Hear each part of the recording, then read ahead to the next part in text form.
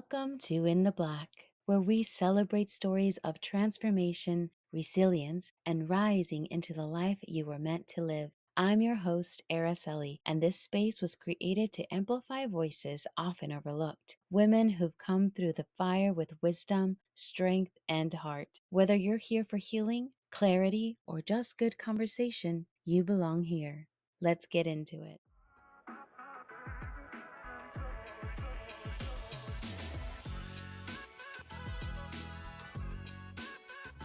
Today's guest is a force of resilience and empowerment. She's the founder of Best Foot Forward, a company that helps protect mothers in custody battles against narcissistic or abusive ex partners, reclaim their power, and protect their children. After enduring her own experience of covert narcissistic abuse and navigating the family court system as a single mom, she transformed her pain into purpose, creating the Custody Blueprint, a trauma informed program built on strategy, mindset, and evidence. With humor, hope, and deep compassion, she now helps parents not only fight for justice, but also find healing. Please welcome Renee to In the Black. Hi, thank you so much for having me here, Sally. Thank you for coming. I am so excited to hear your story. So, all of the offers through your business, I'm curious to get started into how you went into down that path. But before we get started, could you just tell us a little bit about you, just you as Renee? Yeah, yeah, that's always a question where it's like, who am I? Who is this person? I suppose that if I were to sort of nutshell it, because it does contribute to how I got to where I am today, how I ended up in an abusive relationship. I would say that my whole life, I was raised by parents who really valued education and hard work, very much Puerto Rican values. And so there's a lot of religion put in there as well. And so I participated in everything. I was always, quite often anyway, the top of everything, winning awards, etc. Just a star-studded childhood, and ended up getting into, the top colleges in the country, ended up going to a great college, and etc. And then somewhere along the way, I think things started to fold in on me, right? There was such a mix of this perfectionism that had been pounded into me, along with what I came later on in my, late 20s to start to call promise. There had been so much promise with me, and I was fulfilling that promise. I was doing things in LA, and then I was doing things in New York City, and then I was living in London, and I was working with celebrities and politicians in the White House, and et cetera, back in the day, as it were. And so it's been a star-studded life. And then, I realized that in spite of all of these things that were happening, all of these accolades and fortunes that were happening, the self-esteem just wasn't there. But more importantly, there was just a complete lack of boundaries, because I hadn't learned what those were growing up, and I didn't have any. And I began to realize that my life had been a series of romantic relationships that might have been even kind of long term, 2 to 4 years, but I wasn't really using my voice in them. I was people pleasing. And progressively, each relationship throughout the years started to become more and more controlling. And I didn't even realize it until I finally met someone who just about broke me. So it's an interesting thing when I think about these things that led me there, even as I'm having these successes here, what I'm choosing to do in my personal life. And I would have I've had friendships for decades. So it's not like I was chasing people away. It was rather that I was inviting romantic love in the wrong way. So, does that kind of make sense? Yeah. So, then would you so I read in your thing that your parents, your dad came over at 12 years old Mhm. from Puerto Rico, right? Yeah. Yeah. So he, 12 siblings, that type of thing.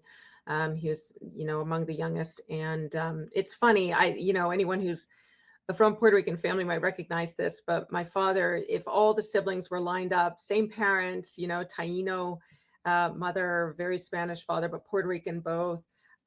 If all the siblings are lined up, they go from so dark as to often be mistaken to be African American to someone who's so light that you can see the blue veins in her face and her skin, my Aunt Mary. And so it was such an interesting, in many ways, colorful family to be a part of. But my father did come over.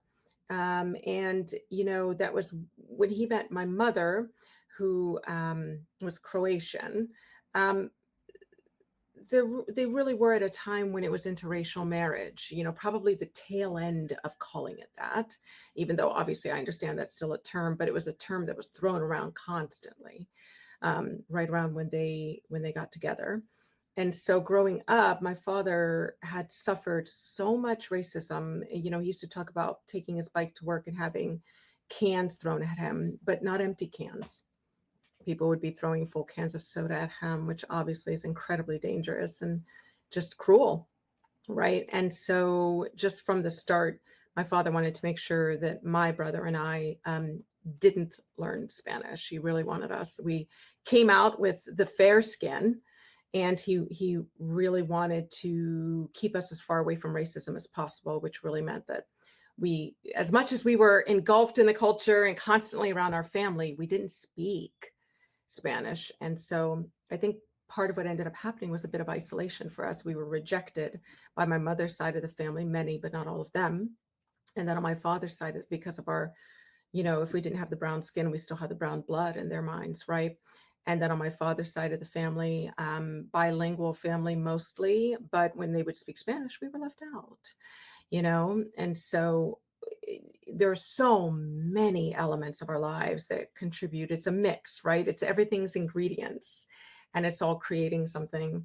And so I can certainly look back at many things, but when you talk about that, I think, yeah, of course that contributed to, basically trying to figure out who I am in the world, and not understanding how to put boundaries in place when the family that I grew up with themselves are, isolating or judging, as many do, but also just not really teaching a way for us to stand up for ourselves. We were of mixed heritage, which wasn't so frequent, but as a result, where did we fit in? What could we do except sometimes shout or fall back into ourselves? And both of those are the two ends of the spectrum that don't contribute to learning healthy boundaries, right? Yeah. Wow. And see, like stories like that, it's so important to share because, you know, maybe someone is also went through that and you just wouldn't imagine because you assume other families. And this was like long ago podcast, but of the Cosby Show. We grew up Yes. wanting that family, wanting that love, and then your own family doesn't, offer that Right. or within that family. And so as a kid, you're learning and trying to figure out how to fit in the world. And when you don't get that in within your family, it's hard to learn how to fit into the world when you go outside of the family. So then you end up like in those relationships where you're always trying to please and like fit in and be loved and be accepted. So wow. It really becomes an interesting thing, I think, to, obviously the teen years are the years when we're starting to identify ourselves and that type of thing. And I did find myself finding friends that were very diverse. But, I also, to add into the mix, was I was very much sort of that ugly duckling. And Mm, so throughout, I didn't really have any romantic experiences at all. It was, I had a prom date who was almost, obligatory to take me to prom, that type of thing. And then I went to college, and, my appearance blossomed in many ways. And then I started dating. But again, everything was just coming in together and crashing towards just, please love me, please accept me.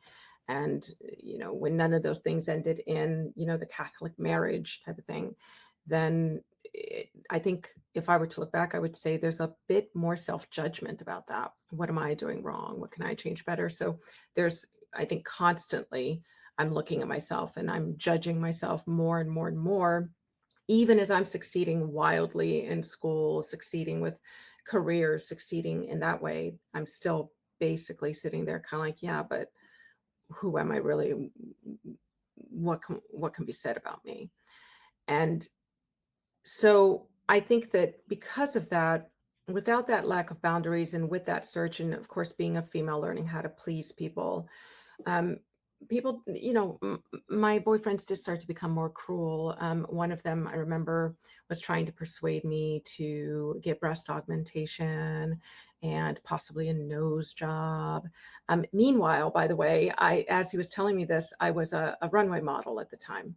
And so he's basically trying to get me to be pretty, and I was trying to do that, right? Because when you're in the makeup chair and they spend anywhere from 45 minutes to about 2.5 hours on you, they make you look glamorous, but that wasn't translating to beauty because of the messages I was getting. Really, like you need to improve this, you need to improve that.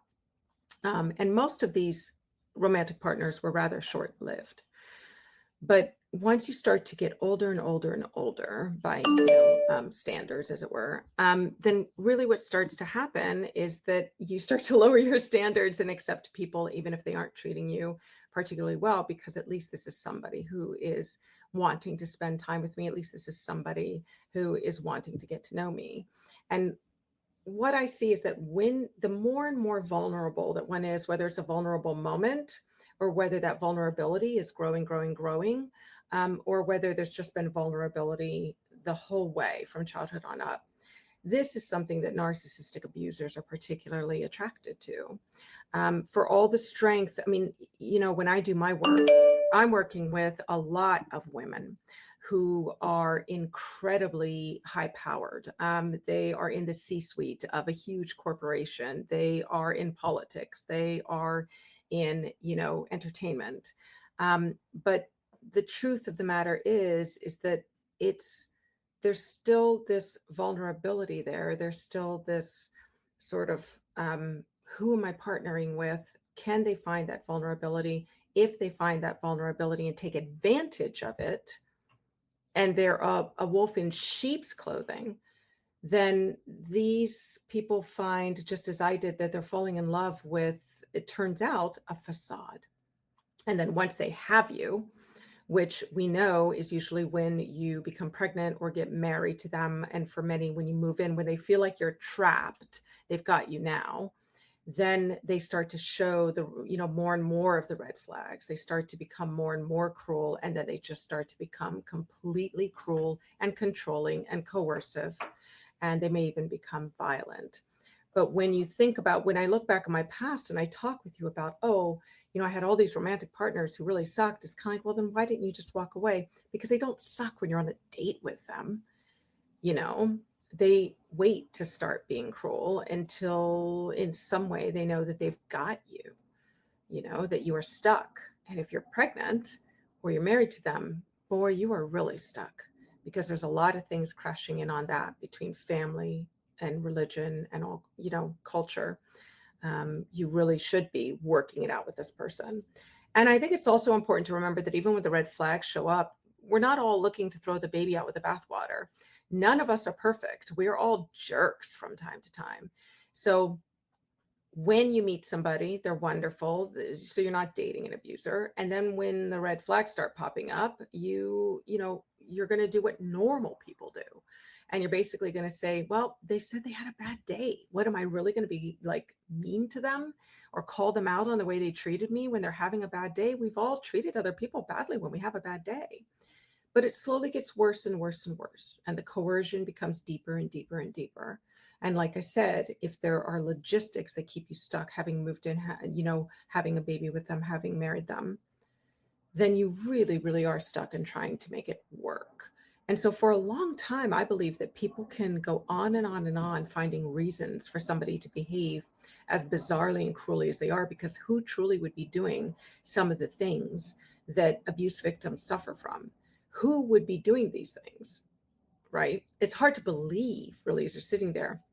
And sometimes these narcissistic things that happen are so outrageous that when you say them aloud to try to talk with someone else about them, You sound ridiculous. It's kind of like, no, he didn't say that. You must have gotten it wrong. You must have heard wrong, right? More gaslighting only because nobody can believe some of the stuff that's being said and done to you. And so it all crashes in to keep you in relationships that you really shouldn't be in, but that you do have valid reasons to stay in, right? Yeah. Well, I mean, even doing these podcasts, I would learn that my mother was a narcissist because, growing up, she was having me date men that were in their 30s while I was my 14 years old. Wouldn't I wasn't allowed to hang out with friends or do much, but I was allowed to go on a date with a guy who was that old. And then, came down to going to college and getting a job. You would think that I committed a murder. So my friend helped me get a job. And so when I got back from my first shift, she was on the couch crying as she was going to like pass out. So it was hard for me to like know that your own mother was a narcissist when I didn't even know that word as a kid. So anyways, it was the end of the world. I was ruining my life for getting a job. And then I ended up going to college and being the first to go to college myself after marrying a guy who's amazing, who didn't beat me, unlike my real dad who did. And, he's a great guy. They had me choose between my husband or the family. And at that point, I've done all this work within myself, all this healing for you guys to also ask me to choose between my husband or you guys. Like, I didn't even respond. I just walked with me and my husband out the door and have never, talked to them since. Because, I mean, you guys just want me to be miserable for the rest of my life, it with along with you guys. Apparently you guys are miserable and you want everyone else to not be happy and to, stay stuck where they are. So yeah, no, it's crazy that I understand, like, when you say things, it just sounds so crazy and unreal. I'm like, oh no, your mother's your mother. She loves you, of course. I'm like, when I tell them the story, they're like, oh, okay, no, good for you for leaving, all that stuff. And it's hard to I completely agree. It's hard to kind of realize and kind of be in belief that this is happening and this is who they are. And of course there's prayer, and I pray that they change. But let's talk about you being the first to go to college in your family. So what was that, like a thing kind of like mine where she didn't want me to go to college, or because you were an ugly duckling, I was an ugly duckling? Talk to me about your experience and what degree you got and what led you to do what you were doing. Earlier you were talking about working with celebrities and then being a model, and take us down that road. Yeah. No, I think because my father graduated from high school, my mother did not, and because we also grew up very very poor. Also, we were also from the Midwest, and we were in Ohio. And what's interesting about when I look back, I've always felt you resent it as a child, but as soon as I think high school hit, I had so much appreciation for the fact that for my parents, and this was true at the time, they were smart. They understood that the way to not continue the generational poverty was to put all of their weight behind education for us, all of it. We grew up on food stamps when my mother was actually ripping them at the perforation, right? It wasn't EBT cards. They were both working very hard to get as few food stamps as possible, but we still needed St. Vincent de Paul to drop off food. We were wearing hand me downs from family and friends and neighbors. And the truth is, that's all we knew. So as kids, we didn't feel the poverty, but we did sense how hard our parents were always working and how stressed they always were. So for them, education was their way of making sure that we didn't have the same struggles in life as they did. Of course, that's what we're always trying to do, right? There's so many struggles, but we get hyper focused on the one that's causing us the biggest pain point as parents. And so for them, they were behind education. They were behind me getting into schools. My mother, as a matter of fact, I'd been going to UC Berkeley. It was my dream school. I'd always wanted to go. It was amazing. I got in, and I'd been there for some sort of special, like I'd been there for an academy for over a year before that. And, then the big acceptance came in. And my mother says she still regrets to this day that I'd gotten into every school I wanted. So she said, tour all of them. You don't have to get so stuck on Berkeley. And my safety school, I know how this sounds, but my safety school had actually been UC Santa Cruz. And so we went there. And as we're on this tour bus, we're in the middle of the woods, and a deer bounded. We had to stop for a deer that bounded across in front of us. Then we made sure they went by, and then we drove. And I was all kind of like, my mother looked at me. She said, I made the biggest mistake of my life because you're not going to go to Berkeley anymore. And indeed, I did go to Santa Cruz, which I do not regret to this day. But it's such an interesting thing. I mean, they were really, really behind the education, but being the first one to go and coming from such poverty meant that to this day, and I'm talking decades later, please don't start doing the math, but um, I'm still paying off student loans, and this is after faithfully paying them off, right? Like faithfully paying every month. It's just, and the problem with the student loans, of course, as we all know, is that you're really only paying interest. So you're only paying a few dollars, a month on the principal, and so you're forever in debt, right? But we had to have the loans in order for me to go to school. I definitely got some grants and scholarships because of my educational prowess, but my academic prowess. But the thing of it is that it was, something where my parents took on a little, but I took on most of it. And I went to school, and I really loved it. I had grown up as in a very strict Puerto Rican Catholic household, and now I could run wild. You know what I'm saying? I could stay out, and it was so cool because I was drinking wine coolers. And look at me, I can drink now. And it's just like crazy. But when you have never drunk, a wine cooler will do it. I don't know if anybody else is like familiar with that, but yeah, so we would kind of, that was big for me and for another woman who is still my best friend to this day, who I met on the first day of orientation of my undergrad career, but we were of the same ilk in many ways. But education became very important. I knew that I wanted to go into journalism because that's what most people wanted to go into in those days. But now I think one of the big things that I'm glad that I turned to almost right away was once you get the sea of classes in front of you and you start just picking things you like, um, psychology pretty quickly became, what I knew that I was enjoying. And it makes sense. I'd gone through so much of my childhood. I was struggling so much with identity that to spend so much time on psychology really fit where I needed to go next. And so I walked away from that with a degree in psychology with special emphasis on cross-cultural psychology. It makes sense being of mixed heritage, and then women's psychology. And just really enjoyed my career there. Once I left there, and almost right after I left, I was in line for a concert. I don't think I'm too embarrassed to say, I think it was a New Kids on the Block concert. And somebody stopped me and was all kind of like, they handed me a card and they said, please call us. And I was all kind of like, well, that was weird and creepy. And it was for an agent. And again, like nobody was dating me or anything like that. So I figured it was just a scam. But my mom persuaded me to give them a call. And I did, and they wanted me to fly out to LA, and then things just kind of took off from there. And I was always the shortest runway model on runway, but for some reason I had that walk they do. Um, that walk where it's like their hips are somehow slightly unhinged from their bodies. I was, for some reason, I was able to pick that up quickly. And I just didn't enjoy it. It was, at first it was fun, photo shoots and portfolios, and look at how I look there. My son to this day looks at my old portfolios and he's always like, who is that? And I'm all like, yeah, thanks. Thank you for that. Thank you. But he wonders who that is. I mean, with makeup and photography. And I remember I was talking to my agent and she's all kind of like, I need you to take this advanced modeling workshop because I'm going to have you on this job. And so I went to the advanced modeling workshop. It had a little bit of acting in it as well. And so we were forced to do some acting. And I walked away and I went up to my agent and I said, so listen. And she's all like, oh, shoot. And I said, yeah, I'm kind of really interested in the acting thing. And she goes, well, if I know you, Reneé, I know you need to know it and know it well. So I'm going to, these are the coaches I think you should go with if you're going to train in acting. And so I finally got to abandon my modeling career and go on pretty quickly. I think I was only modeling for maybe a couple of years. I really wanted out so badly.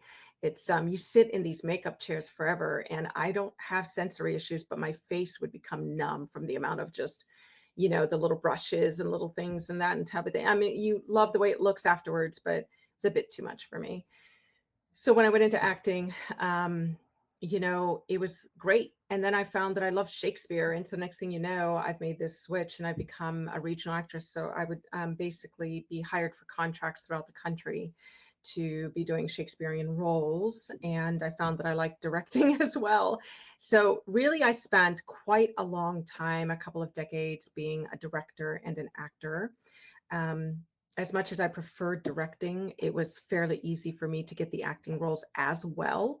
So I was able to do both. And you know what? I'm going to say this. I won awards in both too. So I was really enjoying it. I was really working hard at it. I was absolutely like getting awards in both acting and directing.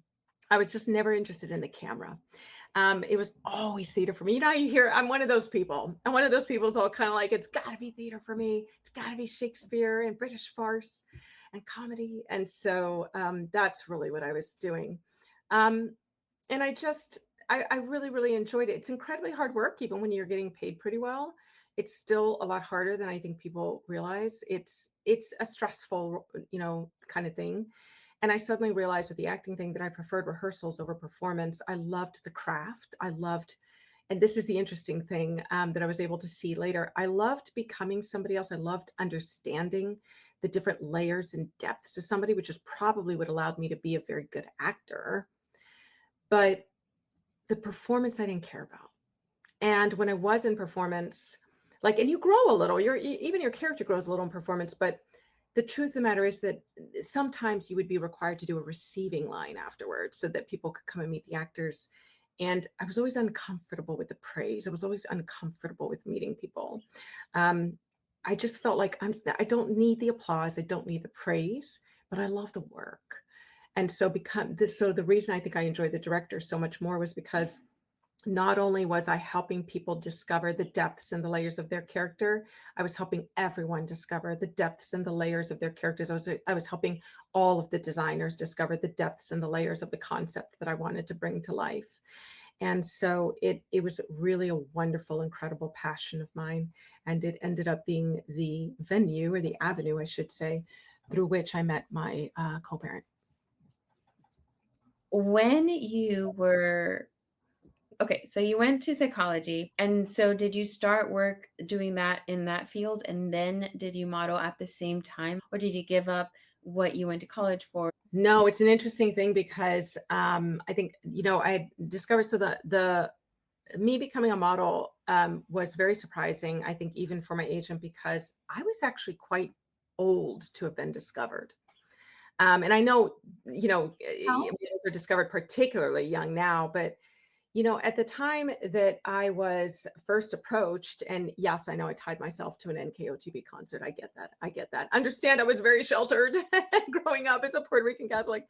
But I was discovered with modeling, and I discovered New Kids on the Block when I was in my early 20s.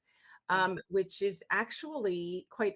So I was, as I mentioned, I was quite short at like 5'8" as a runway model. I was always the shortest one, but I was also quite quite older to be doing it. And those are not the things that contributed to me not enjoying it. And I have no judgment whatsoever of people who do, but I've always been very much, like I said, my agent was like, you always got to know everything and do everything about something to really feel like you're fully in it. That's who I am. It's like I really want to have something that requires so much research and study and this and that type of thing, rather than just being. I think with modeling, there's that ease of just being, but I didn't have that ease, right? Me being pretty in some way, at least, only just started, in my late teens, early 20s. And so I wouldn't say that maybe I wasn't comfortable enough in my body to do modeling, but I was bored by it. And I recognized that everyone around me was very excited to do it. And not in a vacuous way. Like they really enjoyed doing it. I didn't care about the clothes. I didn't care about this kind of stuff. And that's what made me feel like it's making me good money right now. Sure. It's helping with the student loans that are already coming in, but the truth of the matter is that I'm not really enjoying this. And I also think it's important to say is that I might get paid a lot of money for a gig, but then these people, nobody gets a gig again for a while. So it's a lot of money for a couple hours work, but then you have to live off of that for a while. And that's part of the struggle I'm talking about. You can get paid pretty good money. And you can even, as actors and directors, you can, especially as an actor doing regional theater, you can get paid a steady income, but it's not going to be something that's going to send you, to Hawaii for a vacation. It's not going to be something where you're able to buy a brand new car, but it will be something where you can live modestly and very happily and be doing the craft. Even if you are doing it from 8 o'clock in the morning till midnight, you're in something that's very enjoyable, and there are a lot of breaks, even as there are, you know what I'm saying? So it's a different kind of life. It's a different kind of life. But I didn't enjoy the modeling, and I did enjoy the directing and acting. Yeah. So you graduated and you went straight to modeling, straight to acting. So Yeah. then what made you stop acting? You ended up, you said you ended up meeting your co-parent. Yeah. So kind of talk to Yeah. us. What was that story? Yeah. Yeah. So I at that point I was going to start a theater company, but I didn't know where. And then I had met someone when I decided to go and get to get a grad, um, to get an MFA. I'd met somebody who said, "Come to New York with me so that we can build this." And she was a wonderful actor, and we became very fast friends. She was also of mixed heritage, Latina, and so there was a lot that we. But she quickly just shot to the top. She quickly was like wanting to go onto Broadway and do that type of thing, and I didn't want to move to New York. But she persuaded me to come to New York when I was ready, which was going to be about a year after her. So I did go to New York, but by then our paths had diverged because she was starting to look at doing different things. She was interested in camera. She was talking to people who were incredibly famous and wanting her to be with them because she was just an unbelievable actress, right? Like she was already getting these, just working with people who people only dream of working with. And I really just wanted to start the theater company. I really just wanted to do that theater craft. Um, and then we ended up losing touch, but I was there for her and I had been there for her, and now I was establishing myself.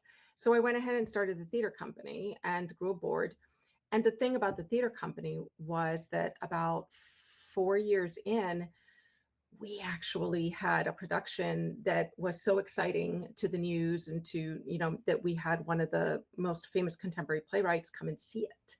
And I didn't know he was coming, but somebody was all like, "Do you know who's in the audience?" And I was all like, "I do not." And they were all like, "Yeah, it's Adam Buck." And I was all kind of like, "Oh my God." And so we got good feedback. And then we had an investor who had come to see this particular production because we did on-site work, and we did what at the time was okay to call colorblind casting, but we were doing things that weren't being done yet. And they were all kind of like, "Listen, we'd like to take you off Broadway because you guys are off Broadway. We'd like to take you off Broadway." And I was all kind of like, "Holy crap, what is happening?"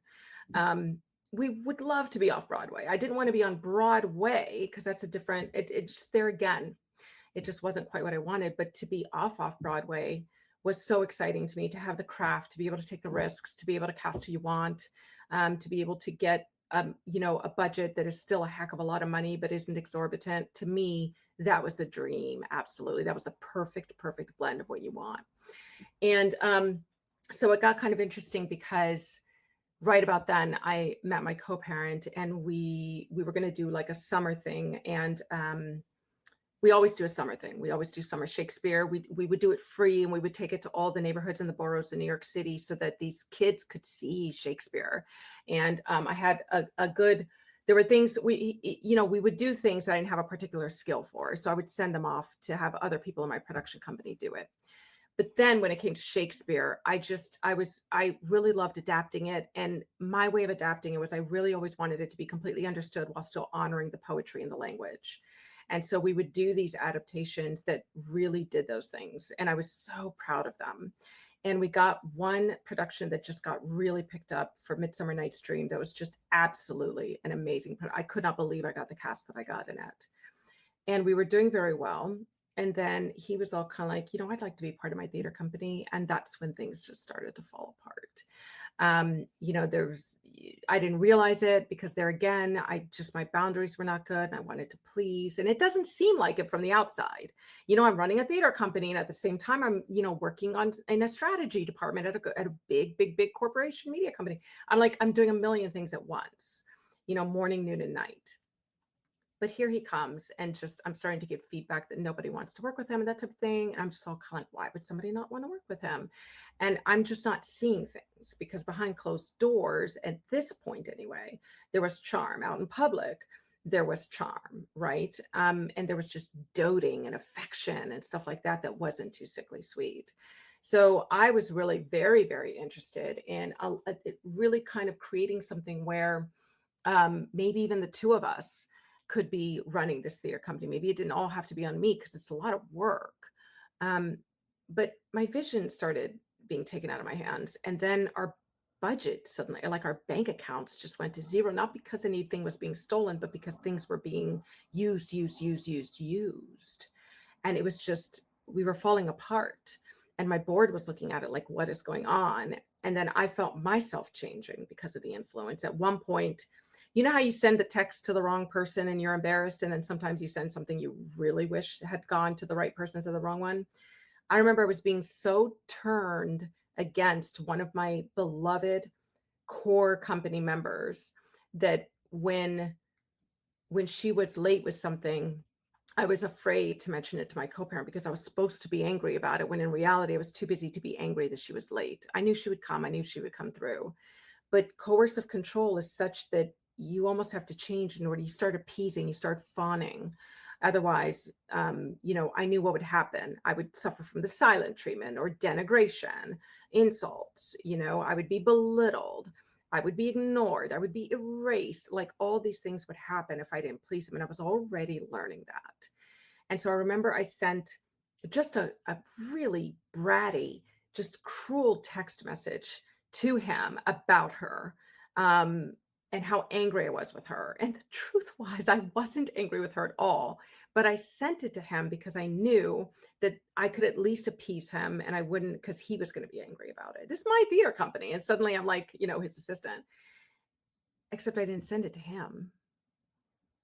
I sent it to her. And everything just cascaded after that. And so the core company members left one by one. They couldn't work with him. They saw who I was becoming. Nobody understood what was happening. It more seemed like it turned out I was a jerk.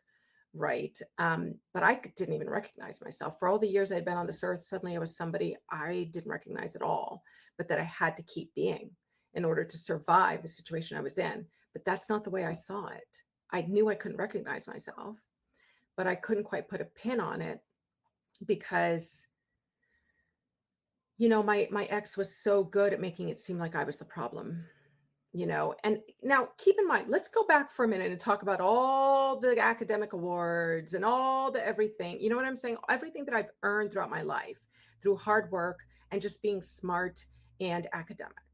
Now, suddenly, I feel like an idiot.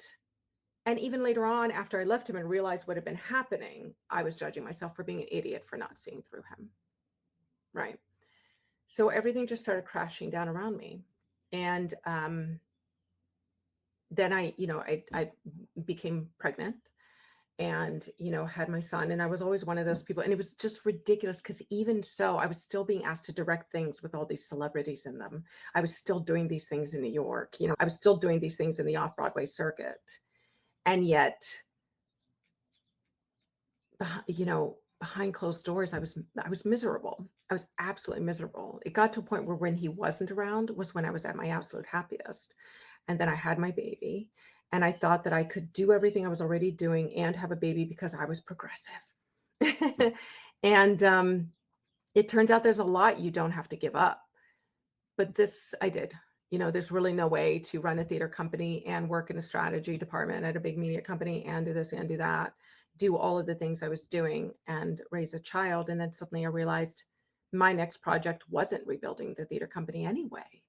My next project was this amazing being I brought in the world. And it didn't feel like an excuse. It didn't feel like a distraction. It felt like, duh. this feels completely good to me. And so that's really where my energy is focused on then, was just raising this child I brought into this world. Wonderful, child. Yeah. So how was it like? Did he end up taking the company and running with it, or did you end up shutting it all down? And then what did it look like just raising your kid? What were the finances? So what did you end up doing or pursuing during that season of life? Well, the company was, by the time he was done with the production that he had, the company was broke. We were broke. But then I found that my savings, my personal savings, was also down to zero, which I've always, having grown up as poor as we did, not knowing where this, that, and the other thing, even though my parents always made sure of it. Again, like I said, we sensed that there were problems. We sensed, and we knew there wasn't extra money for things. Like we didn't get Easter baskets. We got a Christmas present, not this bounty. But again, we were happy. We were fine with it. But as you get older, there is recognition when you're in high school that you're wearing hand-me-downs, that you're wearing that everyone else is going shopping like it's normal. And you're all kind of like, shopping? That's like when you have to buy shoes because the thrift store doesn't have them. You know what I'm saying? So it was one of those things where, that's always shaped me. Money concerns have always shaped me. So somewhere, right around when I got out of college and realized that the student loan debt was going to be crippling, in spite of the fact that I, borrowed as little as I really just needed. Um, I started learning a little bit about money. Not a lot, but enough to understand that I needed to be saving, that I needed to pay myself first, that I need to do this, that I need to work, that I need to. So I would continue to just be smarter about it. And so slowly, slowly, slowly, I was building up a savings that, it wasn't like I had some six-figure savings or something like that, not at all. But at that time, it was the most I had been able to save up in my life. It was, it was in the five figures, and I was just all kind of like, this is amazing. It's good. I got to do this. At some point, maybe I can even afford to buy a house.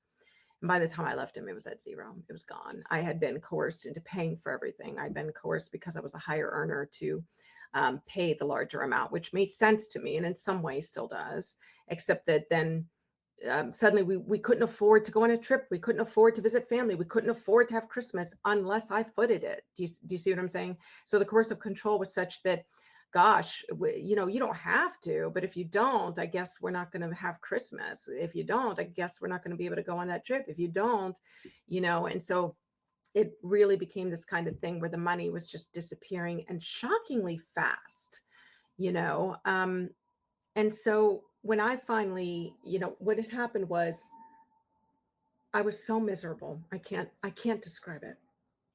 I can't describe it. It's like you're a shell of yourself. And you're quivering inside constantly because you don't know. You don't know if when he comes home, he's going to slam the door like he did the one time that he was furious with me because he had lost his keys. Oh, where did you lose your keys, hon? Oh, well, I had them and then I set them down and it's my fault I lost them because I was thinking about something you said when I put them down. And they're lost and it's your fault. And there I am, kind of like, oh my God, I'm so sorry. I'm so sorry. And it's like, who is this person who used to run theater companies and run strategy on boards of nonprofits and do you know what I'm saying? And run departments, who is now kind of like, oh my God, I'm so sorry that you thought of me. I'm so sorry that I got in your head. Right. And this is what it was like, or that he was going to walk in and be all kind of like, I have a surprise for you. I'm taking you to dinner or whatever. So it would go between love bombing. I got your favorite ingredient, your favorite fruit, your favorite whatever at the store, and I brought it for you. It would go between this love bombing and this just coercive control, this gaslighting, and this blame, blame, blame, blame, blame. I had a very blaming narcissist. Anything that went wrong in his life was my fault. He lost his keys, he lost a folder, dinner didn't go right. Because I existed in the world, he was able to tie it to what had happened to him. How ridiculous is that? How ridiculous is that? Right. And so I was terrified. I never knew what I was going to get. When he was at work, I could breathe, except when the thought would pop into my head, what if he gets off early? Then he's going to come home and I'm going to be miserable again. Right. And so it's like he kept himself pretty busy, luckily, but it's still, we were living together at this point. We were living together pretty quickly because narcissists say, I love you, and get you living with them pretty fast through, a pressure campaign. and a rational campaign. It's only rational that we should, you see what I'm saying? Mm. So, no, everything one day, I had a friend who I was saying for the umpteenth time, "This is what happened this time. What can I do better? How can I help our relationship? What am I doing wrong, friend?" And my friend said, "You know what? I'm so sorry. I'm so sorry, but I just have to say this to you." And I was just all kind of like, "Well, what?" And she goes, "I think you're being mentally abused." And I just couldn't say a word because there's so many things that happened in that moment. One was identification, like, whoa, yes. Another was shame. How could somebody like me, right? When anybody could, and it doesn't even matter, right? And then there was this whole sort of rejection of it because then this is my life, right? This is what I go home to. And 2 weeks later, he was blaming me, and this was after my son was born. He was blaming me because a video didn't upload. It was my fault because I was curious about something and asked him to Google it for me. And so he Googled it. So, by way of him plunking in a search for whatever it was that I asked him to look up, that had somehow made it so that his video didn't upload for that he needed to submit for an interview, right? And it just wouldn't submit and it wouldn't submit and it wouldn't submit. I was breastfeeding. I was starving. I don't for all of y'all out there who breastfeed, it's like I was never like hungry, hungry, hungry when I was pregnant, but when I was breastfeeding, there was not enough food in the world that I could eat, but I wouldn't feel hungry. And so he was always in charge of dinner for the most part because he really wanted to control what we ate. And he was refusing to make dinner. So I was being punished again. And this time the punishment was that I wasn't going to eat. And he already knew, we had already established how I was always starving because I was breastfeeding. And so I finally had to go in there and just kind of make myself some food. But he was sitting on the edge, like he took our baby and he held him, which he hardly ever wanted to do unless we were in public. Then he wouldn't let him go. Right. But he had him on the end of his knee. I'll never remember. This is like a tableau in my head for the rest of my life, I think. He had him on the edge of his knee, holding him out. And, the baby could clearly feel what was in the air. And also, why is it being held out like that? And started to get upset and just start to cry a little. But he never tended to the child. Instead, he kept his murderous gaze on me, this glare. And my hand is shaking while I've got a chef knife in my hand, trying to just cut up some food for myself. My hands are shaking so bad. And I'm just so scared. So I just finished what I was doing and said, "Food enough," because I realized I was going to hurt myself with the knife. I was going to cut my hands or something with the way they were shaking. So I put everything away neatly so that he wouldn't be upset about that. Grabbed a little bit of food that I had to tide me over, just kind of took the baby and pretended everything was okay, went into the other room, and with shaking hands still texted that same friend and said, "What are you doing tomorrow? I think I'm leaving." And she's all kind of like, "I'm at work. Let me step out." She stepped out and she's all kind of like, "What do you need to do?" And I was all kind of, "No, I'm not answering your call because he's in the other room. So can we just text?" And I was deleting each text after I sent it and got it, right? I was deleting all the evidence, but I was basically saying, "He's going to be at work. I'll be here." And she goes, "You're basically fleeing." And I said, "I have to." And so that's basically what led to me leaving. And then after that, it really became about getting a lawyer and trying to protect this baby from somebody who would rather send me a murderous glare for 5 minutes straight than tend to a very young infant. Um, just total neglect there, right? When I was in that battle, that custody battle, there comes a point in everyone's custody battle where if it goes on long enough, there might be a suggestion that you get what's called a custody evaluation done. And I had discovered a divorce coach at that time who was helping me. She's famous. She's still very, very famous. And she was helping me. And this was a long time ago when she was first starting in it, but she was very good even then. And she was basically kind of like, "Listen, Renee, custody evals are not something I'm well versed in. There's a couple of people who do help people prep for those. Can I get back to them?" And I said, "Absolutely." So she calls them, she comes back to me and she says, "One of them doesn't do it anymore because she can't take the stories. It's too much. The other one is booked for months, months. She said, "But you have a strategy background, high level administration. You're incredibly smart, but you're so strategic. Like with all of the strategy that you perform, all of the strategy departments and um, consultancies you've worked in. This is why don't you just put something together and we'll make our way." So I put something together based off of what I do, the way my head works with the strategy background. And the next time I met with her, she looked at it and said, "Oh my God, I've never in my life seen anything like this." She said, the way the abuse is laid out is so clear.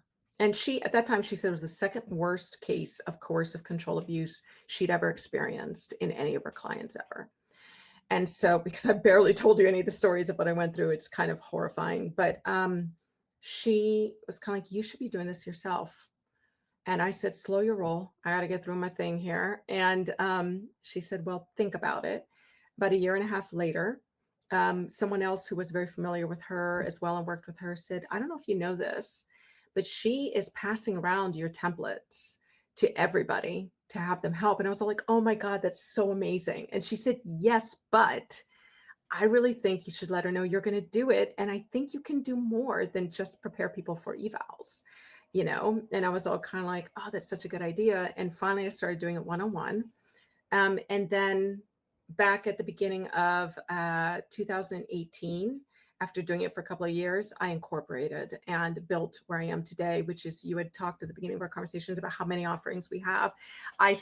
My passion is still helping people prepare for evaluations because the outcomes are just, I mean, my own outcome, like the outcomes are just incredible. They really are. And evaluations are, 85 to 90% of judges will go along with whatever the custody evaluator recommends. And a lot of lawyers tell me, no, it's closer to 95%. But this is the people to convince. And the fact that I have this strategy background, that I'm always practicing strategy, that I have this blueprint, this custody blueprint I've created, it started from my blueprint, my templates for the custody evaluation. And like my friend said, expanded out. And now it covers, everybody who's suffering from an abuser, from a narcissist, from whatever, excuse me, they're able to come in from start to finish, whether they're doing an eval or not, and put together using our blueprint, this case. And so, you know what the bottom line is? The bottom line is if I hadn't gone through what I had gone through, I wouldn't be able to look at some of these moms and their kids. And it's like we're rescuing them out of these things. Do you know what I'm saying? And I look at these families and I see these pictures they sent me years later. They were losing their cases. And then they came in and me and my team worked with them. They used the blueprint. And I know that I was abused. I get that. But where I am at this part of it is kind of like I was traveling down, getting worse, worse, and worse. I took it somehow and I said, but let me make something of this. And I'm so grateful, so crazy grateful that the woman who was crying alone on the floor in the fetal position night after night after night after night after night after night got out of that and then said, this can't happen to children, to targets, to survivors anymore. Little by little, one by one, I want to help people walk into a family court that doesn't understand domestic violence, walk into their evaluations and understand how to say, no, this is abuse and this will affect the children, and that's the work I do. And that's, I guess, all of that, I guess, is what led me to it, right? Everything happens for a reason, for sure. So go back. I want to go back a little bit into when you left your husband. Did you guys get married? We did not, thank God, because that also makes a difference, right? Yeah. Yeah. Okay, so then you left. Were you able to? You were scot free after you left, or were you scared? It Or was no, I was petrified. At first, so when he got home, there must have been an energy in the place or something because he immediately sensed something was off and was like, "Where are you?" And I was ignoring his calls because I didn't know what to do and because I was petrified. It's not like I was trying to keep anything from him. It was petrified. I was petrified that he could find me. I was petrified that he would hurt me. I was petrified. I'd seen him be violent with people before, but not me. And I just didn't know. Right. I knew he was capable of it. So why not me, especially if he's angry enough? And I didn't answer. And after I didn't answer for a couple hours, I lived with him. And so he started sending me pictures of some of my childhood beloved items from my childhood and memories and that type of thing, and saying, throwing this out. And I'm going to keep throwing things out until you call me. And so he was sending me pictures of things and he kept saying, I'm going to throw this out next. And I'm looking at these things that are just cherished items. They've been with me for years upon years upon years upon years. And he's just sending me these text messages with pictures of them saying, this is next. You better call me because here's what's next after that. And I was just, I didn't get back in touch. I was looking at this child that he had just the day before, just completely ignored in order to send me a murderous glare for daring to make myself food and cause his video not to upload. And the craziness of that moment. Can you imagine? Can you imagine being a person who is so livid with somebody that you're ignoring a crying child because your video didn't upload and she's feeding herself? Jesus. And here's what's interesting. I want to pause here because I often talk about the fact this happens a lot with my clients as well. Even after they have children, they will stay because there's a lot of good reasons to stay. They're holding on to the purse strings for many of them. There's a real danger to leaving physically. There's a mortal danger to leaving as well, right? There's a lot of reasons to stay, being the buffer between him and the children, right? But the thing of it is that a lot of the clients I talk to say they stayed. And as soon as he hurt the children instead of them, they were gone. And so we take better care of our children. We'll protect our children even before we will protect ourselves, right? It's like, there it is. You hurt my kids, I'm gone. I might have been too scared, too broke, too not knowing what to do, but now I'm going to figure it out, right? And I completely say this without judgment because, like I said, there are reasons to stay. There are reasons that you don't have access to information, to money, to resources, to someplace to go. There are pets that will be left behind and possibly harmed, for you leaving. There's a lot more to this than people are like, well, she stayed.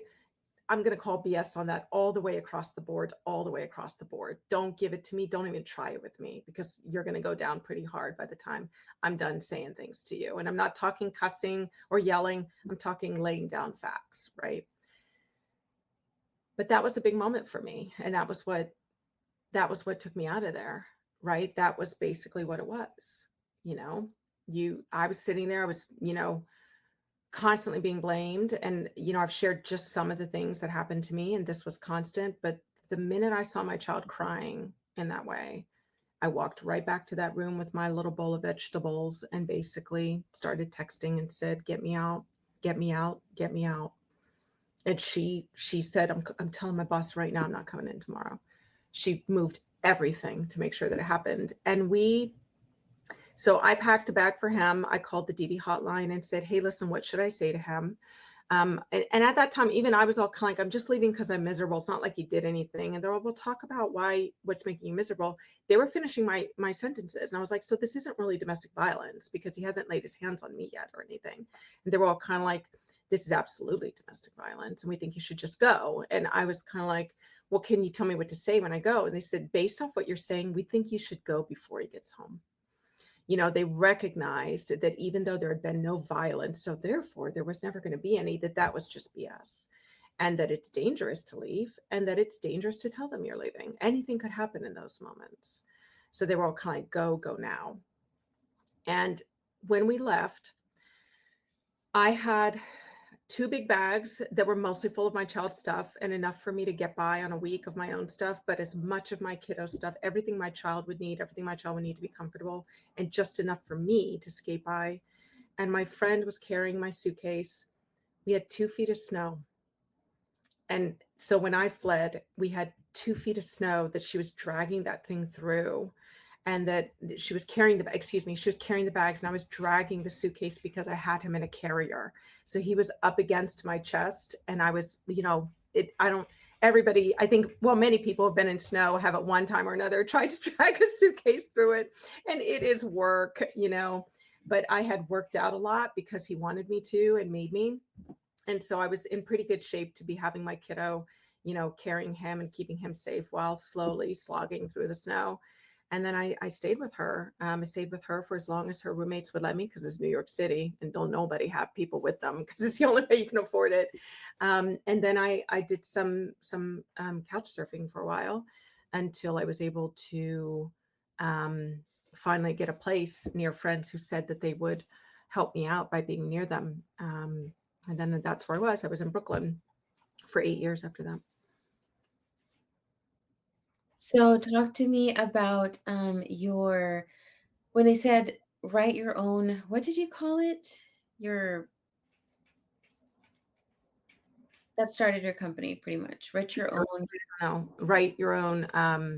Oh, my coach was basically kind of like put together something that we can show the evaluator. Is that what you're talking about? Evaluate. So explain that. The evaluator. Uh-huh. Okay. Um, as mentioned, if a case goes on long enough and it's not really going anywhere, they bring in an evaluator to figure it out and to be able to direct to inform, and yes, direct and make a strong recommendation for who should have custody. Um, and so when you go through an evaluation, it's incredibly expensive, right? It's going to be tens of thousands of dollars that you guys will usually split. When you go through a full custody evaluation, forensic evaluation, examination, as they'll call it in Canada, whatever you may be going through, there's going to be, okay, here's the most often way that it's done. This is the common way that it is done. And then if it's done differently, it's still offshoots of this. So to give you the complete way that it's usually done, will still give you a really good picture of how you need to prepare and what's likely to come up, right? So you're going to have an evaluator who is going to be an expert. They're usually going to be a psychologist or a counselor of some sort, although more and more people like retired judges might do it. For the most part, it's going to be people who are MHPs, mental health professionals, right? So you'll get a mental health professional to run this thing. They are going to meet with you several times. They're going to meet with your co-parent several times. They usually alternate between the two of you so that they're not accused of bias. And so they don't actually indeed experience bias in as much as any human being can. There will be a home visit where they'll come and watch how you are with your kiddos. They'll talk to collaterals, which just means they'll talk to people who can speak to your situation, to your parenting, to what they've witnessed, to witnesses, essentially. When they are talking to you in these interviews, there will be psych tests that will happen at some point. Usually the MMPI 2 or 3, more frequently now, is done. And this is basically, you'll sit there, and by the time all is said and done, you're answering hundreds of questions. And the value of answering hundreds of questions, that you're exhausted once you get past about 40 or 50 of these things. And when you are exhausted, something like the MMPI is really designed so that, and everybody, I have all the energy in the world, and I was much younger when I took this test, but I was exhausted. And what happens when your brain gets exhausted and you're sitting there trying to answer these things is that you answer them even more clearly and honestly than you think, because you're all kind of, I just got to get through this at this point, whatever, right? And the questions become repetitive, even though, like, let's say I'm making this up, but let's say they're asking whether or not you like elephants. They'll ask you about your affinity for elephants about 3 to 4 different times, but 3 or 4 distinctive different ways, so that they can actually find out how you feel about elephants. Does that make sense? So, because at the beginning you're writing, yeah, this is me. But by the time you're in question 75 or 80, you're all yeah, elephants, whatever. You know what? I actually don't even really like them. So what ends up happening is that the test is actually designed in a way where the way that it is then calculated, because they put it in for results and interpretations, there's a machine that's really doing that for you for the most part. So you go through that test. Any different, evaluator might use a bunch of different psych tests, parenting tests, personality tests, whatever. But a lot of them just use what I've heard one evaluator called just the gold standard, the MMPI, and a lot of them just do stick to the MMPI. In the meantime, the other big thing you're doing is you're creating a body of evidence, what I now these days just call BOE, because we talk about it so much and we work on it so much with clients. So the body of evidence, the BOE, is something where you're bringing in everything you want to show the evaluator. And really, the evaluator is the person you want to see just about everything. By everything, though, I don't mean volume. I mean categories and issues and concerns, right? So these concerns, this is the person who needs to know them because, as I've said, judges are pretty much going to go with whatever the evaluator recommends because they believe the evaluator has seen everything they need to see. So the evaluator does need to see everything they need to see.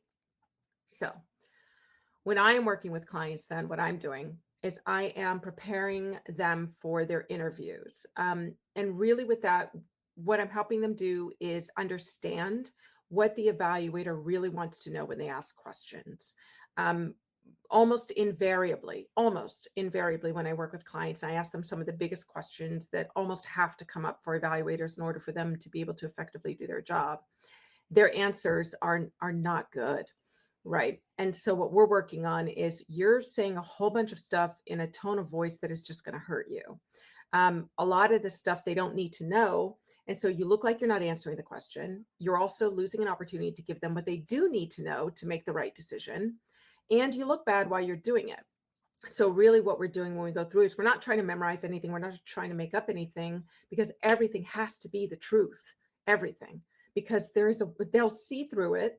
But the other thing too is, man, if you don't say the truth, all it takes, especially for moms versus dads, right? Because we help both. But since we help victims of domestic violence, by way of the fact that the vast majority of victims of domestic violence are women, then yeah, most of our clients are women. So let's talk about the moms. Moms are more likely to be judged if their noses aren't perfectly clean. Whereas when dads are in there, there's a likelihood, always depending on the judge, always depending on the players, but yeah, statistically, they have a better chance of doing a lot wrong before they're judged. Women are judged the minute they say boo. And so, what you can't do is go in there and say what you think they need to hear. You have to understand that you just need to tell your story, but you need to tell them the parts that matter to them and the parts that the court care about. These moms come to us and they tell the stories like all of that is valid and all of that is horrible and all of that is abuse. There's only two things, though, out of everything you've said that the court actually cares about. So let's focus on those two. These are the two we've identified. Tell me more about those two. Let me help you talk about this in a different way. Make sure everything you say is the truth, because if they have a single text message that says differently, because you're female, that one thing you said wrong, that one thing you said was false, your entire credibility goes down like a house of cards, right? And so what we're doing is we're creating their authentic court persona. One of the first things I will say to clients when I'm working with them is, look, we have to build your court persona, but it has to be authentic. When you go to a parent teacher conference, when you go to church or temple or mosque, when you go out for margaritas with the girls, when you interview for a job, that's all you, but you're different in each one of those situations. And you're authentic. Your level of authenticity is pretty high in all of those situations. You have to also have a court persona with high level of authenticity. You can't just go in saying, here's my story, I'm a victim, because your chances of winning are very slim. I'll just put it that way. Okay. But if you can understand what the court needs to know, if you can understand how evaluators' minds work, if you can understand what they're going to ask you and what it means they actually need to hear from you in order to get the answer to the question that they're really asking, then you're in much better shape. So that's one of the biggest things I work with clients on when I'm preparing them for evals. And then the other thing is I go through their body of evidence. I basically say, okay, this is the stuff that they're going to care about. This is the stuff that they're not. It's all awful. And we do want the evaluators, the one you want to see everything. But by everything, I don't mean everything. I mean the evaluators where you don't hold back on the pieces that they should see, that the court should see. You see what I'm saying? So then essentially what I'm really looking at here is working most of the time when I get a client who is coming to me specifically to work on preparing for the custody eval, knowing that it's the evaluator that's going to drive the result of their case more than anybody. Then those are the two big things we're working on. And of course, we prepare for the home visit. And I talk a little bit about that and which collaterals or witnesses they should choose, and how to prepare them, which is very little. You really can't prepare witnesses hardly at all, or you're coaching them, and really just helping them understand how this all fits into it and how to talk about allegations then, because that's another section we start talking about after they've gotten into the evaluation, and then what to do after the eval comes back. Because at that point, then there are various things you have to do. One of the most painful things for people getting their eval report back is that evaluators are going to criticize both parents, even if they decide. So even if they say, you know what, mom should have custody, they're still going to say, but mom needs to get a therapist, and mom needs to stop doing this, and mom needs to stop doing that. Right. But I remind them, I say, look, these could be valid criticisms. They could also just be, if they don't criticize you as well, then this whole thing just looks biased and it'll get thrown out. So it's gut wrenching to hear these things about you and to have it in the court record about you and possibly twist it against you. But the reality is, you just won custody, because anybody who goes into court when the evaluation says that the other parent should have custody they're in for a very expensive battle, and it is a losing one. It is really, really difficult. Now, the rare occasion when I get a client who loses where the custody evaluation is not recommended for them, then we have to go through a whole different process to try to show what happened. But it is an uphill, expensive battle for those who choose to do it. Wow. So I kind of want to go back, and when you were talking about when you wrote it for yourself or your situation to get custody out of your kid, how was that used in the court if you wrote it? Yeah. So when I created, the birth of the custody blueprint, it turns out, when I was putting together those templates as best I could based off of what my coach, was saying I should try to do, I was leaning into two things. One of them is, when you're working in strategy, when you're working in high level administration at these very, very powerful companies, you're, you know, you're constantly hearing conversations about strategy. You're constantly reading about strategy and what will lead to this, what will lead to that. And then I was studying strategy, and then I was running strategy and that type of thing with a whole bunch of nonprofits to help the nonprofits come back to life. And so I was surrounded by strategy, and she's all kind of just put something together. So I kind of, in my head, I didn't really use any templates so much as it was an amalgam of just what I had sensed. And this is, you're talking strategy and, like, again, nonprofits and corporations, right? I haven't, so I'm all kind of, I don't know about family court. I'll just kind of, so I had to sit there, and as I'm putting together stuff and I looked at it, I was all kind of like, this is just like organized, sure. But I think it would be more useful at a negotiating table for a merger than it would for this. What am I missing? And so I really just kind of leaned into my strategic background and juices and kind of said, I think I know how to present abuse. I think I do. And so I sat and I experimented, and so what I was building, basically, I recognized needed to have more than just informational design behind it. I kept working with informational design inside of the templates, kept moving things around, kept doing this, kept doing that. And then I kept working on the formatting of it, because I recognized psychological persuasion and readability. So I looked at that and I was all kind of like, okay, that is not very persuasive because of the size of this, because of the placement of this, because of the wording of that. What if I did this? And then I thought about having an ABC formula. What if I did a CBA formula, so that the outcome is the first thing they see of what happened here? And then I felt like, boom, I've got something here. I'll give this a try. And then I put it all together, and I was like, I don't know. I just created something totally. This is such an invented thing. She's just going to look at this and be all like, WTF. And I gave it to her, and she's all like I told you, she's all kind of, I've never seen abuse laid out so clearly in my life. And so I took those templates after she, like I said, my friend was all kind, she passing those around. I was all kind, thank God. I'm so glad that it wasn't just, weeks and weeks of me working on creating this, methodology, it turns out, right? I didn't realize it at the time, but I was creating a methodology, thinking about persuasive design, psychological design, persuasive psychology, informational design, formatting, and then domestic violence, right?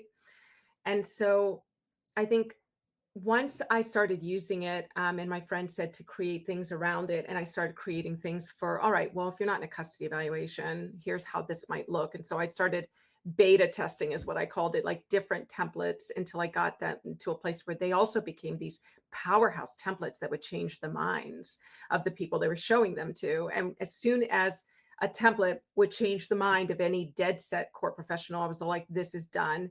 Let's see how it does in volume. And then once it's doing pretty well in volume, then I make it part of the custody blueprint. And it's kind of funny, because I was working with my team, and I was all kind of like, Now we've got enough templates that I should like call this something, right? Should I call this something? And so we were throwing around all these names, and every time, like, we would all be all kind of like, maybe we should call the custody blueprint this. And I was all like, oh, that's good. Let's write that down. And then somebody else would be all like, I thought of something. I think we should call the custody blueprint this. And I'd be all kind of like, oh, I love that too. And we're thinking about all these star-spangled names and that type of thing. And then we just couldn't settle anything. And then one day I came to a meeting, I said, you guys, we already have the name. And they're like, what did you choose? And I was like, we've been calling it the custody blueprint. It's the custody blueprint. And so that's how we came to call it the custody blueprint, because we couldn't think of a better name because we had it.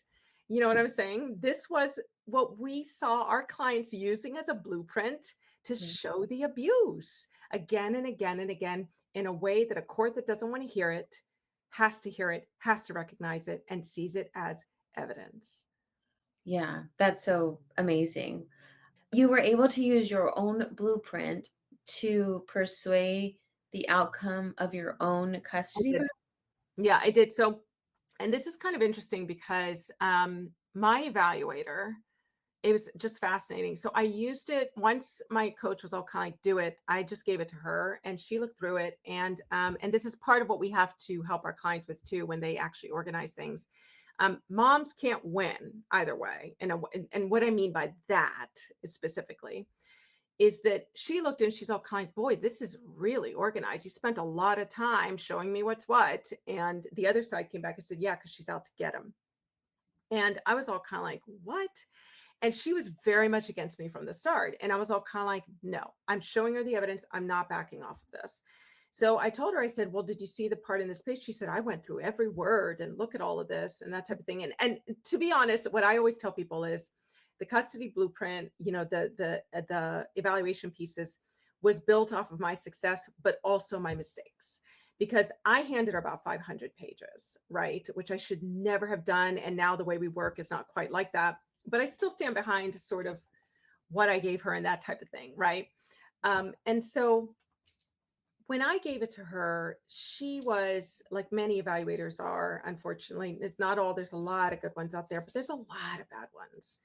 And a lot of them are very biased. And it was clear from the start, almost the start, that she was very much dead set against me. And so she would ask me a lot of questions. And she did to me what I had now know from years of working with clients this, that a lot of evaluators do, which is the last session that you end up having, you know, the fourth, the fifth, the 10th session that you have with the evaluator.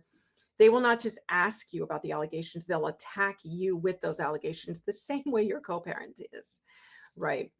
And so she was pretty nasty with me. I don't mean nasty in the way women, but I mean, I remember thinking she was really she was mean. She was very triggering when she asked me about his allegations about me. And one of the biggest allegations, as she said, was, I mean, aren't you just out to get him? And I was all kind of like, where are you getting this? You know, it's kind of, so I said, no, I don't. And I don't know how one would see that I am. And she said, well, you put together this whole big binder. And I was just all kind, I mean, now people think a little differently about it, but I'm just looking at her and I said to her, look, this is, you know, what I've done for my career, putting stuff like this, I can do this whiz bang. This is not a big deal for me. And I wanted to make it clear for you. And then I just shut up about it, which was one of the biggest learning, you know, moments I had. The final result was that her recommendation was that I should have primary custody.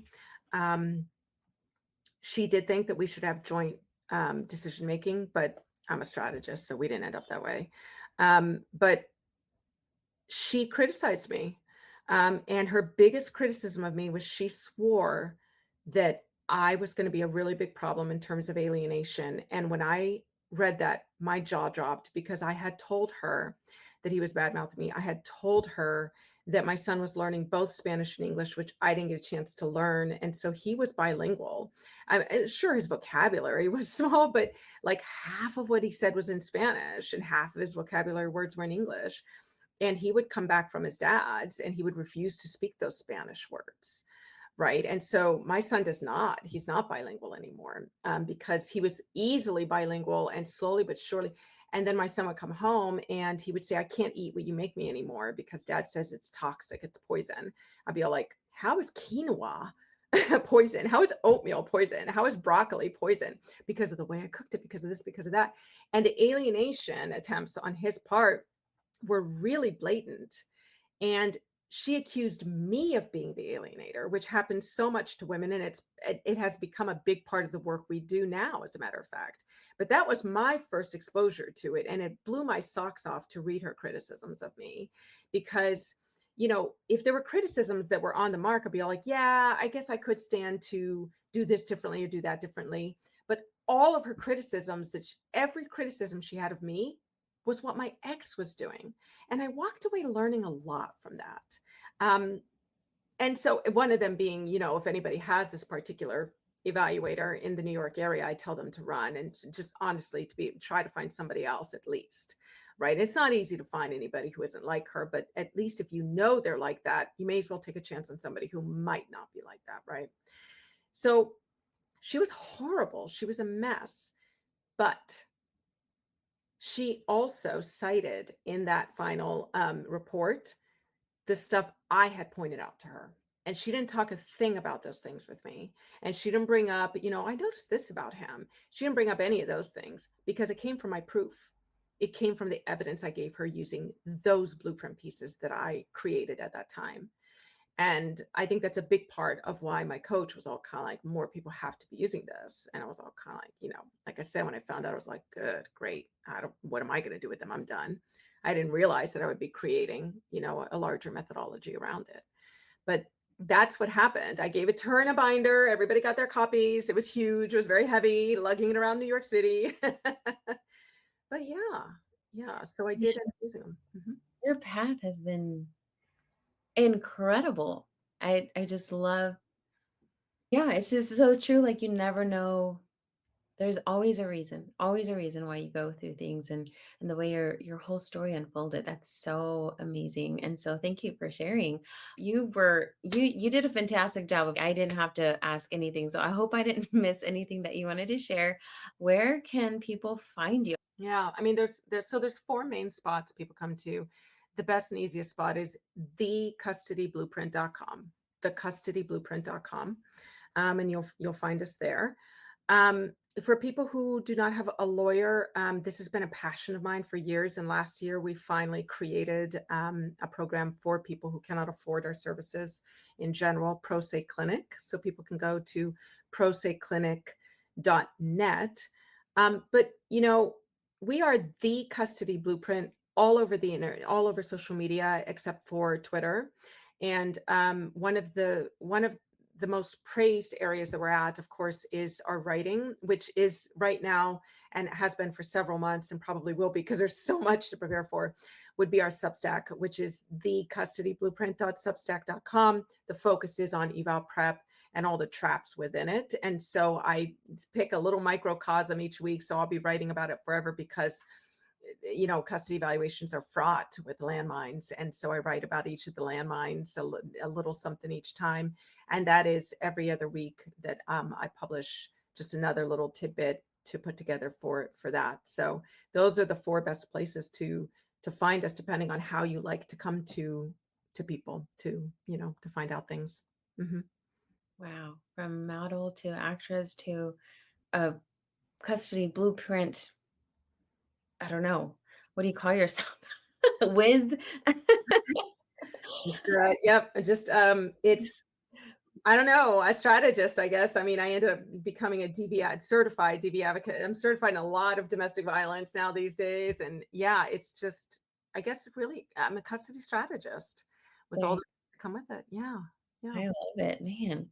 Okay, so you've been through so much and created so much light for others, and you still are fighting and helping others fight these battles that are so daunting. Like I can't even imagine. Yeah, the fact that you're helping, these women, you know, get the custody for their kids is it's just amazing. Like I just keep saying it over and over again. Like you started here and you ended up here and you had to go through this story to get here. It's just so beautiful. Like you just never know the journey, that the purpose that you're here on this earth for. So anyway, thank you for that. And the black question was going to be, you're such a light for others. So looking back now, what does being in the black in that place of healing and wholeness mean to you personally? So, in the black came from the financial term, red being negative, black being positive. So, what does being in the black mean to you?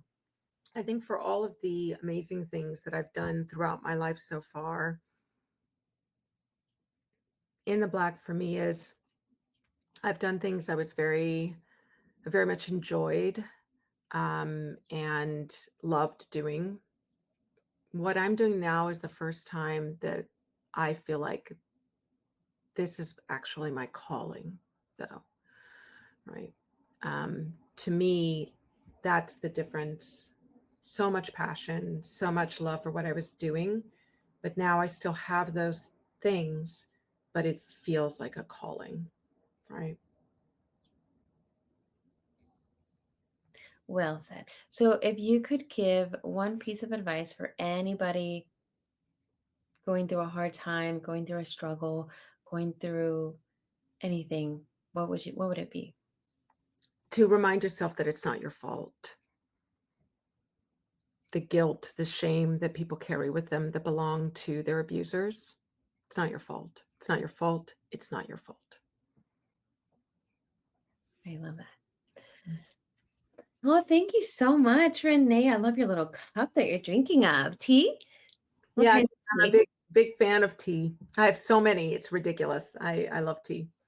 I love tea. I just drink it on the weekends and at night. I need to drink it during the day. I don't know why I don't, but I need to. I didn't used to I think I know why you don't. Um, I think you need to explore a lot of different flavors that will cover what you need at that time. Stuff that is robust, stuff that is decadent, stuff that is sweet, stuff that is dry, stuff that is spicy, stuff that is herbal. I like the Republic of Tea. I like a lot of tea places, but the Republic of Tea is a great place for you to start just trying out flavors. And then you'll find yourself having it almost all the time because uh, it does more than I used to think it did. Absolutely. Oh my goodness, yeah. Because when you get it at the store, it's not the same as when you get the full potentness of the actual, I Yeah. don't know how you can say it, but the herbs. But yeah, no, I have so many packaged, but they're from the store, and so, like, I just mix them together, and Mm, I love mhm. to meal 'em, so I just throw them together in a batch, Yeah. and I just have them as a nice little, like, night treat, but it's usually always in the winter. I Mm, just don't, the other times of yes. the year, and I Yeah. need No, I don't have a lot of tea in the summer. It's mostly, a fall, winter. I mean, where are you located? I'm on the East Coast, but I actually don't know where you are. Florida. Oh, yeah. So a lot of ice. Thank you for being here. If something you heard today moved you, share it with someone you love. And don't forget to subscribe so you never miss an episode. You can follow me on Instagram at In the Black Passion Project for more behind the scenes and guest spotlights. And remember, no matter where you've been, you're not behind. You're becoming. Stay in the black.